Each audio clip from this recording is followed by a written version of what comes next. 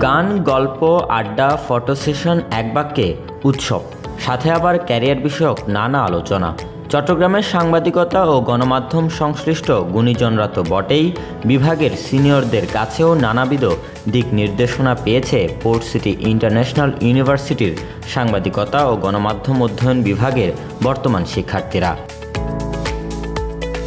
বছরব্যাপী কাগজে কলমে শিক্ষার পাশাপাশি একটি দিনের জন্য এক ছাদের নিচে পুরো বিভাগকে একত্রিত করতে পঞ্চমবারের মতো আয়োজিত হয়েছে জার্নালিজম ফেস্ট।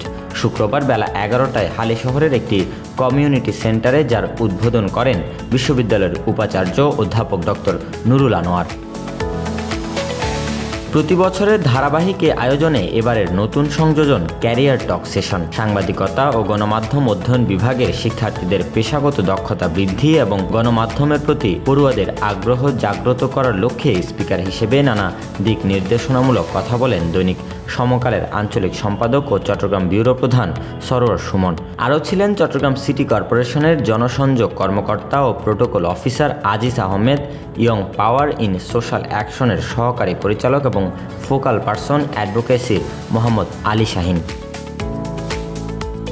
বিভাগের ২৭তম ব্যাচের উদ্যোগে ও স্কুল অল্টারনেটিভের সৌজন্যে পঞ্চমবারের মতো আয়োজিত এই অনুষ্ঠানে অতিথি হিসেবে উপস্থিত ছিলেন বিভাগের চেয়ারম্যান জুয়েল দাস, বিভাগের সহকারী অধ্যাপক দিলরুব আক্তার, সিনিয়র লেকচারার প্রশান্ত কুমার শীল, প্রভাষক আকিব উল ওয়াদুদ আলম, সহকারী প্রক্টর ও প্রভাষক তাসলিমা আক্তার ইরিন, বিভাগের প্রাক্তন শিক্ষক টিপু সুলতান।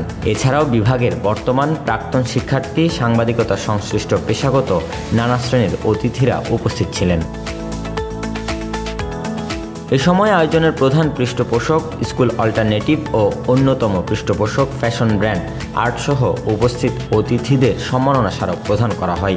দিনব্যাপী এ আয়োজনে সাংস্কৃতিক অনুষ্ঠান ও র্যাফেল ড্রয়ের মাধ্যমে রাত ৯টায় উৎসবের সমাপ্তি ঘটে। Robin Dasgupta, news now 24, Chittagong.